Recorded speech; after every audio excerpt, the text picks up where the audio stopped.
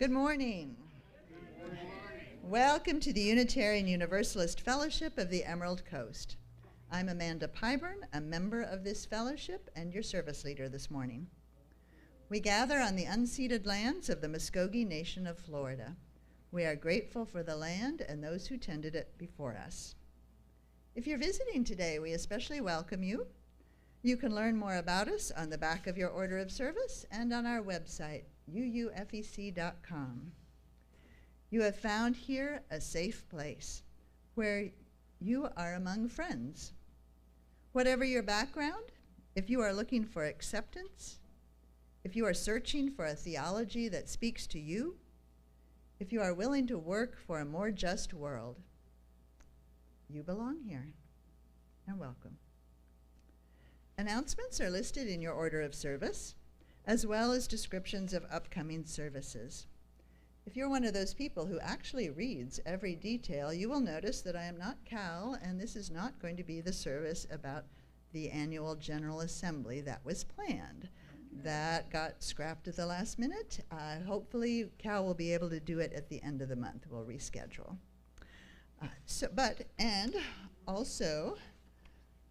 We have a change in the second hour offerings.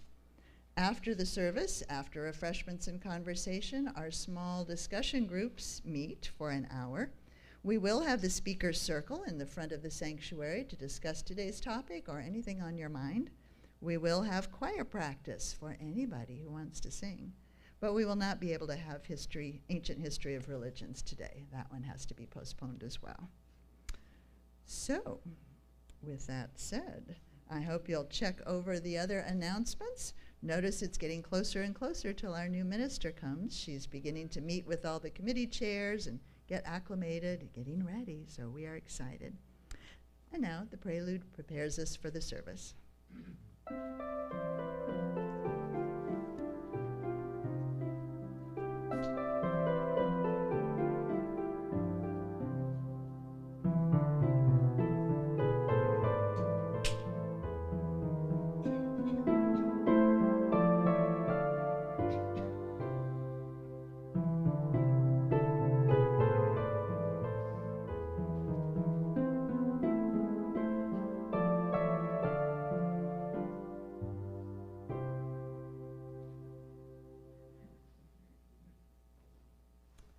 If Shua will come up to light the chalice.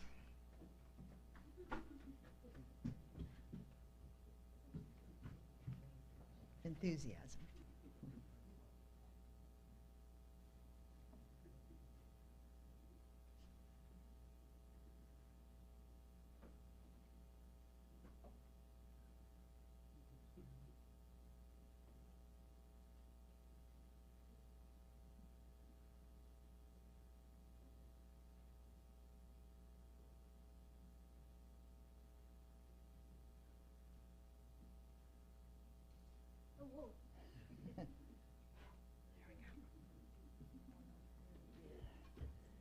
Come in.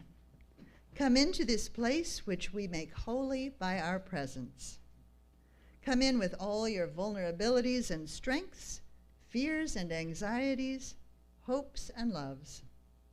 For here you need not hide, nor pretend, nor be anything other than who you are and are called to be. Come into this place where we can touch and be touched, heal and be healed, forgive and be forgiven. Come into this place where the ordinary is sanctified, the human is celebrated, and compassionate is expected. Come into this place. Together, we make it a holy place. As many of you know, the Unitarian Universalist Association provides a sermon subscription service, which comes in very handy when you suddenly need an entirely new Sunday service at the last minute. Now, as it happened, we had still one in reserve, and it's a topic that I find particularly fascinating, the power of a word. Sometimes a new word just brings delight. I was reading a book the other day where the character was composing the intro and outro to a podcast. Outro? I looked it up. It's a word. It obviously means the ending music of a podcast or something. News to me. Sometimes words trip us up. A seemingly innocent word can take on a new and dark meaning. I may think of myself as woke, as in enlightened. To someone else, that means I believe in forcing my extreme and unhealthy beliefs on others. Changing meanings can interfere with our communication and our understanding of one another.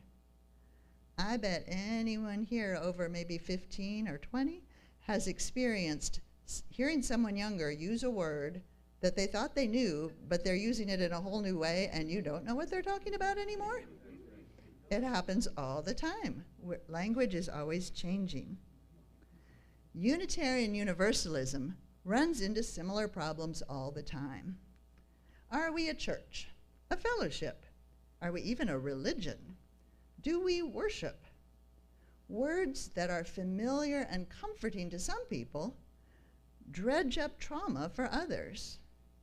We too change the meanings of words that we use. For us, a hymn is not necessarily a song of praise to God or even anything related to Christianity, but it does have a spiritual or comforting bent. It's not just any old song. Similarly, we use the word sermon to differentiate our talks from lectures. A lecture gives you information, but a sermon also connects in some way to Unitarian Universalism. It has a personal connection, a lesson that we all learn from.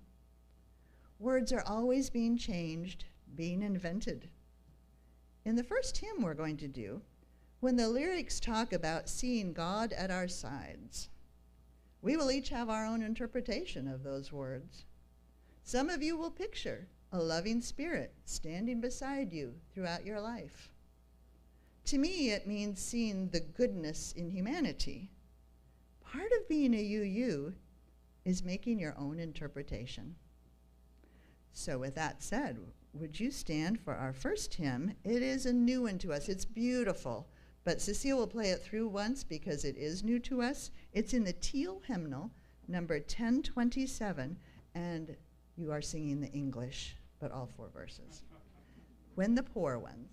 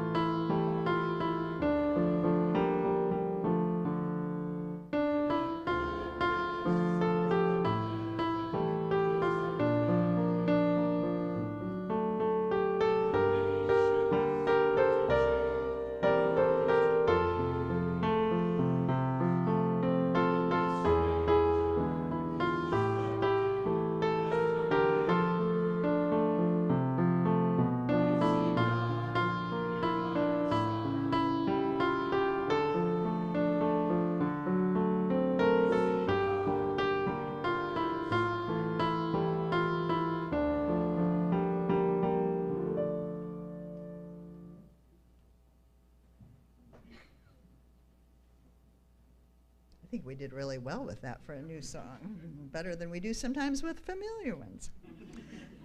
It is a time for all ages if the children will come up.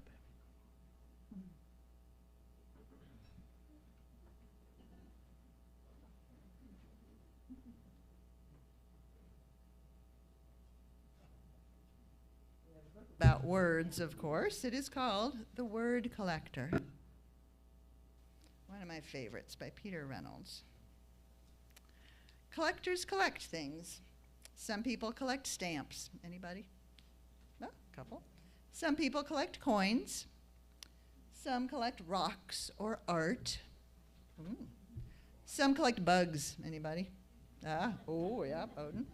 Others collect baseball cards or comic books. And Jerome, what did he collect? Jerome collected words. He collected words he heard. Certain words caught his attention. My trip to Peru was perfectly pleasant. And he wrote down Peru. He collected words he saw.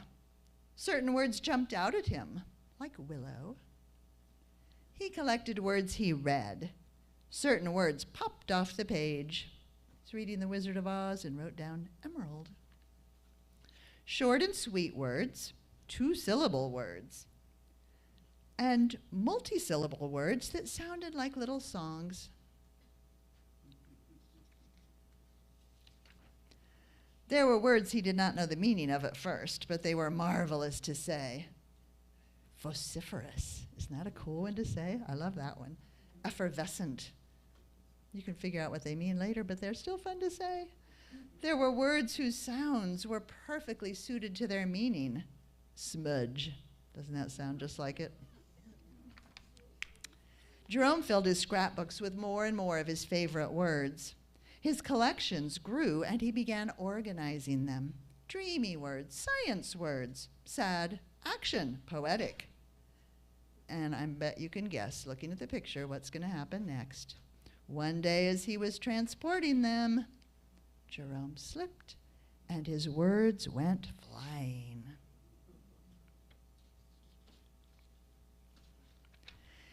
As he began to pick them up, he noticed his collection had become jumbled. Big words next to little words, sad words next to dreamy words. Jerome began stringing words together, words he had not even imagined being side by side, like savor dreams, cascading stars. He used his words to write poems. He used his poems to write songs. They moved people. They delighted people. Some of his simplest words were his most powerful, like, I understand, I'm sorry, thank you, you matter. He eagerly collected more and more of his favorite words. The more words he knew, the more clearly he could share with the world what he was thinking, feeling, and dreaming. It's hard to express yourself when you don't have all the words you need. One breezy afternoon, Jerome climbed the highest hill, pulling a wagon packed with his word collection. He smiled as he emptied his words into the wind. That took some guts. He saw children in the valley below scurrying about, collecting words from the breeze. Words like resilience, hope. Jerome had no words to describe how happy that made him. You know, when we had, I forgot this page. Our author left us some words he strung together too. Reach for your own words. Tell the world who you are and how you will make it better. And sometimes in order to express ourselves, we have to learn a bunch of new words so that we can get that idea across. You may have heard that the Inuit, Northern Alaska, the cold places have 47 words for snow. I only know 2, snow, powder. There may be more, but that's all I could think of. When we had all that snow last winter, I didn't have good ways of describing exactly what it was like and how it changed from one day to the next. They could have. They could have described it and understood each other better. So keep working on your vocabulary, because those words come in really handy in helping people understand what we mean. Thanks for listening.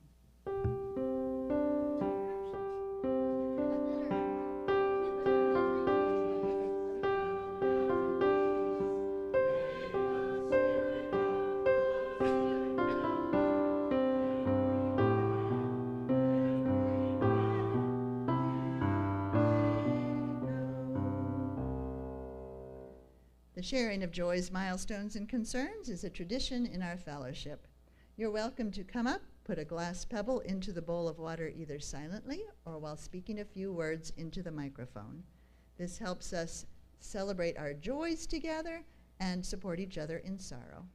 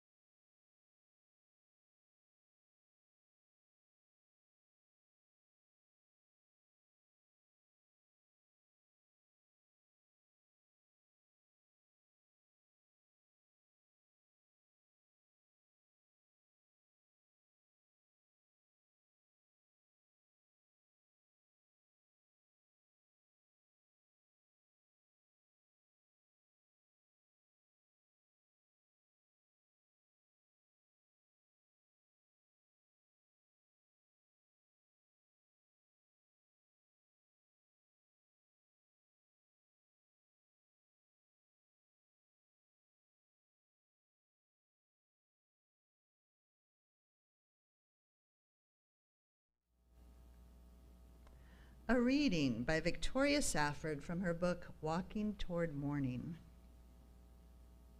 Has to do with a word. So last Sunday, when we were all singing Amazing Grace, we got to that bizarre moment in the first verse where our Unitarian Universalist hymn book slaps down an asterisk and a choice. What do you do? Which do you choose to sing? Amazing Grace, how sweet the sound that saved a wretch like me, or that saved a soul like me? I looked, it really does say that. It probably depends how you were feeling that day, how particularly wretched or soulful. I know of no other hymnal in print that virtually stops the singing in mid-measure to poll the congregation, to call for a theological debate within the mind and heart of every singer. And right there, quickly, because the pianist is not going to wait for you. The congregation is not going to wait for you. Sunday rolling on its way to Monday isn't going to wait for you. You have to make your claim, make your mark, testify, all the while wondering if the person singing next to you will take offense. If you confess at the top of your voice your own wretchedness, and even our common condition as a fallen, faulty species, or will your neighbor be annoyed, or maybe shocked, if you stand there warbling on about what a pleasant soul you are, what a nice, well-rounded, fully individuated, sin-free, guilt-free humanist soul? There you stand, frozen in time, and the music plays on while you hastily cobble a theology. We sing our song, perhaps unfortunately, in different keys and cadences. It's not really our strong point. We are on our own to make a faith out of nothing, which is to say, out of everything we have. That is daunting, lonely work, demanding and relentless work, the work of a lifetime. And I suspect it is the very scope of it that keeps our tiny movement small. Not everyone wants to stop singing in the middle of the song and consider once again and all alone the nature of the human soul and God, infinity without and infinity within. It's a lot to ask of people on a Sunday morning. Isn't she great? I will now have a few moments of silent meditation or prayer.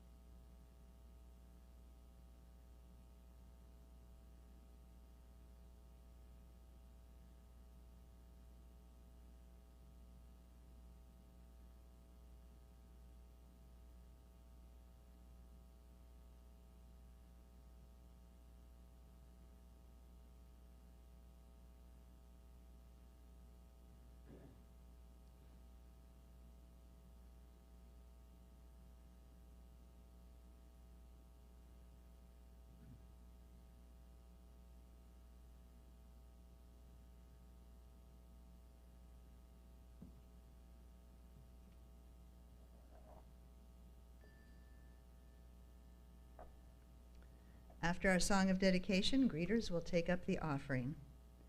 Our fellowship is supported by our pledges and donations.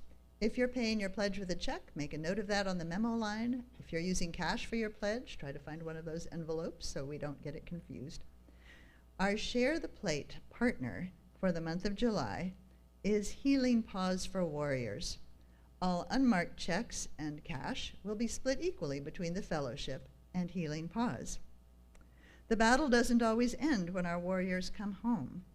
Healing Paws is dedicated to reducing veteran suicides by training rescue or shelter dogs to become ADA-certified service dogs, thus saving lives from both ends of the leash.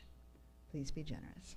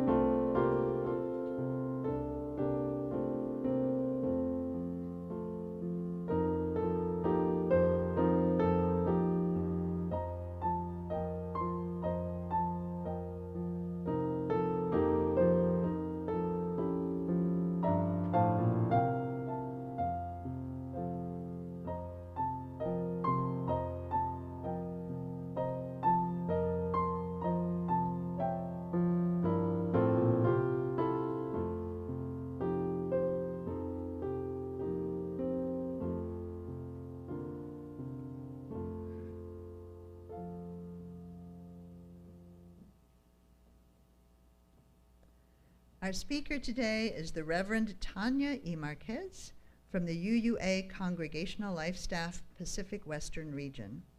The Power of a Word.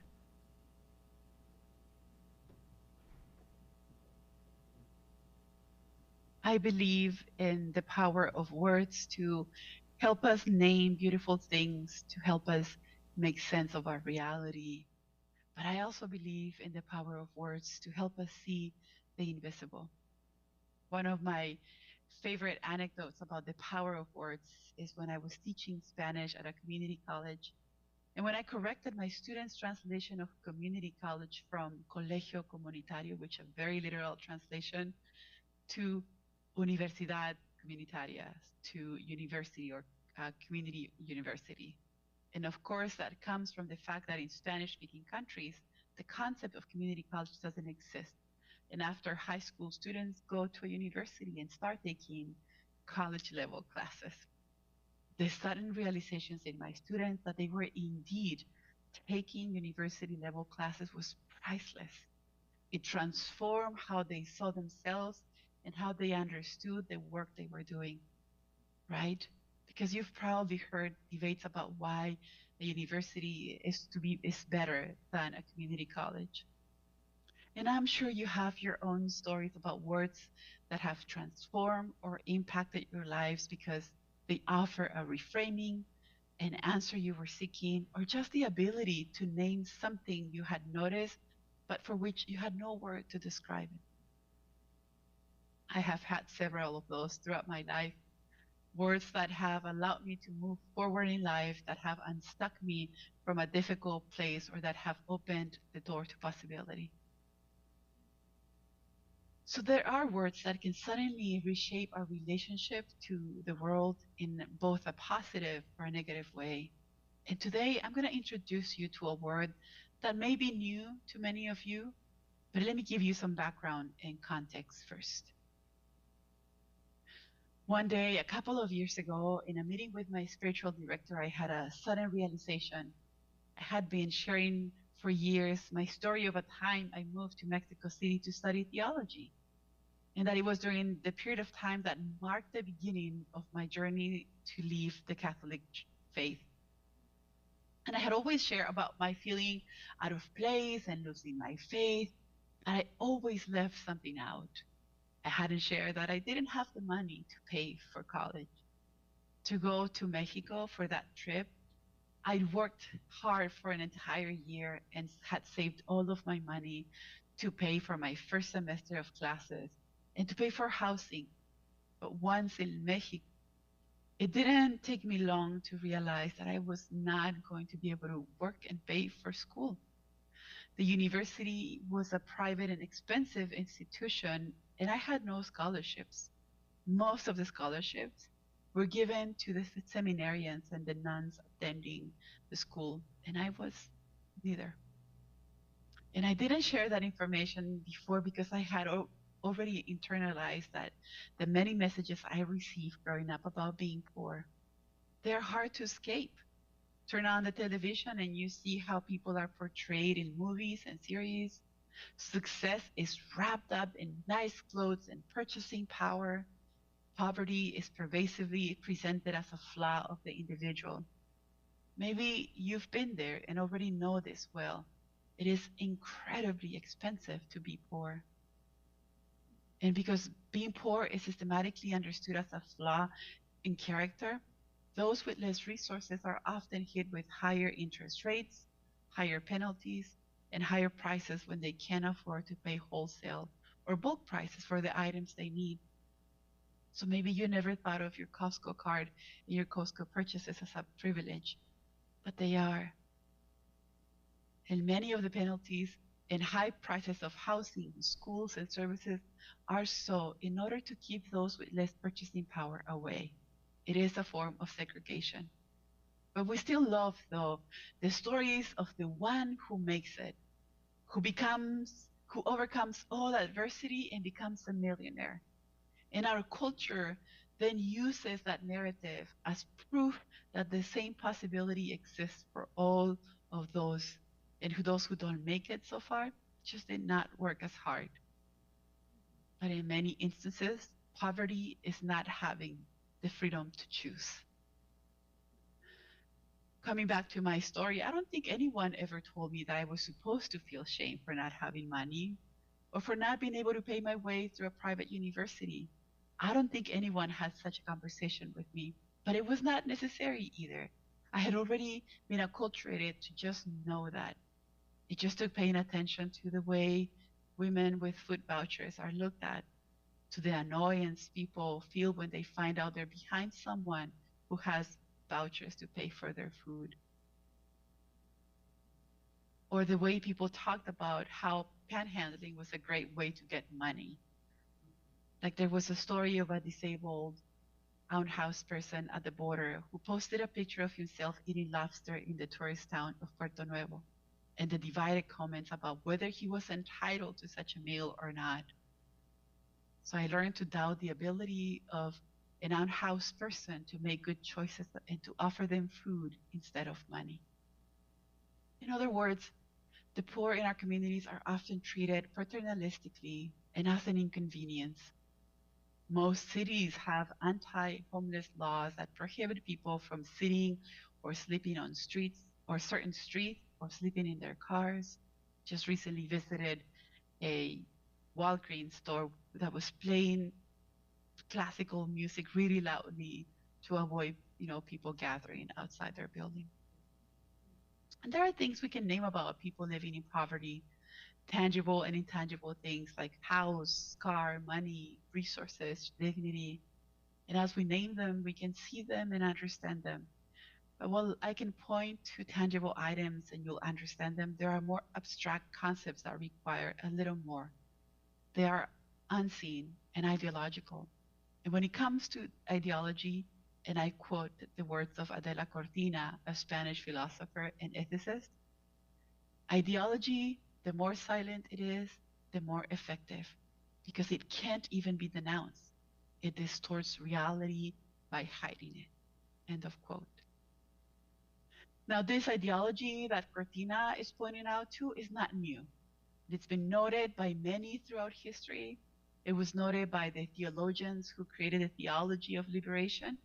It was noted by thinkers and activists, but the same people who are at the center of it, the poor. Every year, Bundeo, a nonprofit organization for the use of Spanish, chooses the word of the year, and many of the nominated words have to do with technology and the new language it creates. But in 2017, the word of the year was one coined by Adela Cortina, a word she's been using since the 1990s, but that in today's world acquire a more urgent need for it. According to Fundeo, the word was chosen because of its transformational power. The word is aporophobia, and it means rejection of the poor or fear of poverty. For Cortina, and I quote her again, there's an urgency to name the rejection of the poor, of the destitute, because that attitude is strong in social life, and it's even worse because it functions from a place of anonymity, precisely because it's an indisputable reality has not been recognized, it cannot be activated. End of quote. And in her book by the same name, Adela Cortina argues that at the center of this rejection of the poor lies the understanding that the poor don't have anything to offer. She writes, the poor is the one that's left outside the possibility of giving something back in a world based on the game of giving and receiving. In this sense, they don't have a choice.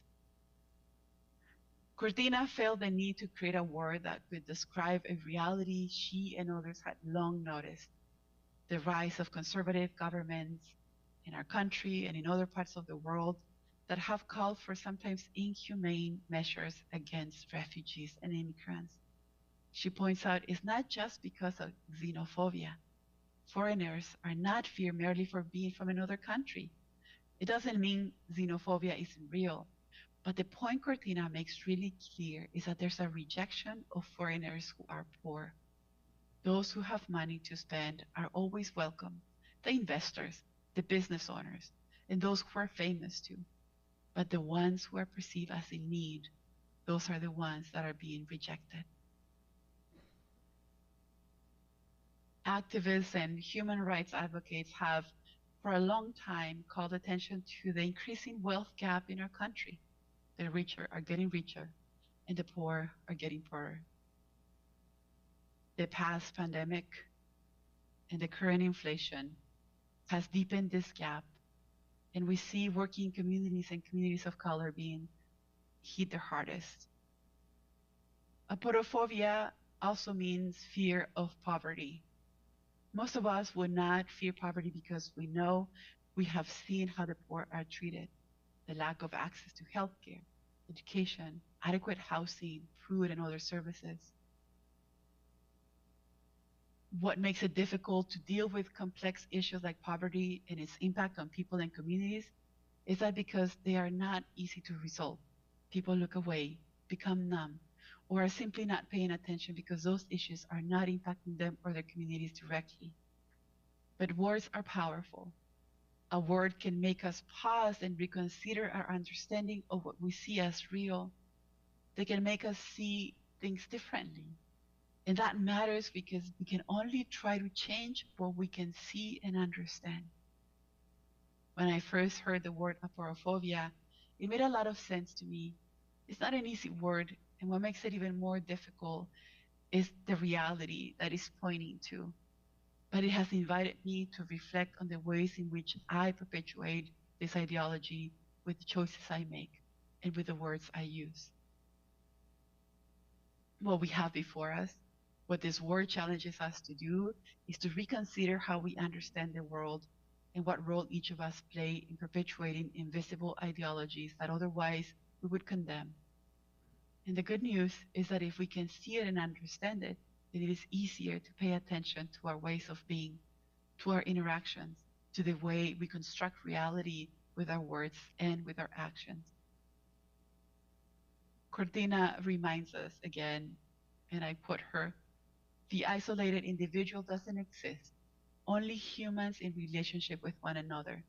The worst punishment to be given is that of condemning someone to invisibility, to rejection and contempt, and to ignore the existence of the other.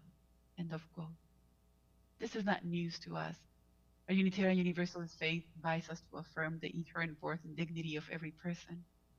And her commentary also affirms our human interdependence, putting love at the center. We are already connected, not by nationality, not by social status, not by any agreements we have had between us. We were connected before we even knew it by our shared humanity. So if harmful ideologies thrive on invisibility, bringing them to light can be the beginning of transformation for individuals and communities. If the worst punishment is to condemn people to invisibility, we can begin to heal the wounds in our communities by affirming their existence and recognizing that we are already connected to each other by our shared human experience.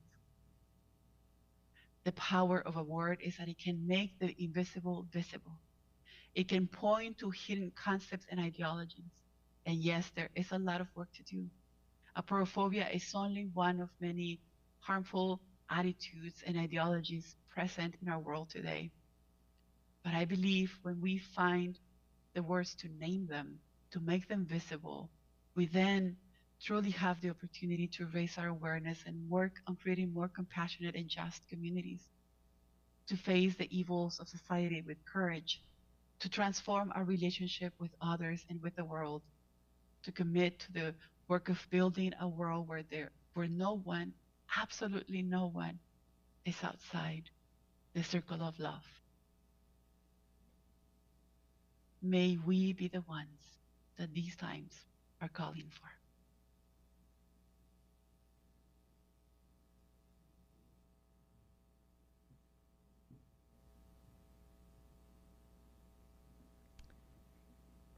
Please stand as you're able to sing Lean on Me, number 1021 in the teal hymnal.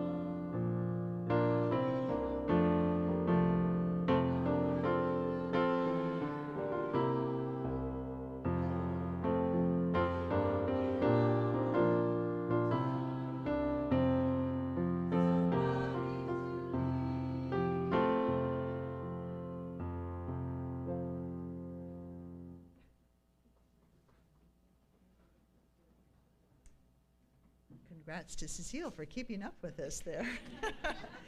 We have done well singing despite challenges. Very good. Go in peace. Live simply at home in yourself. Be just in your word, just in deed. Remember the depth of your own compassion. Do not forget your power in your days of powerlessness.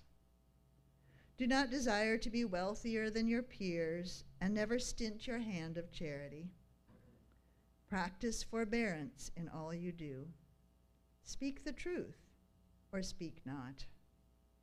Take care of your body. Be good to it. It is a gift. Crave peace for all peoples in this world, beginning with yourselves, and go with the dream of that peace set firm in your heart. Please stay seated for the postlude.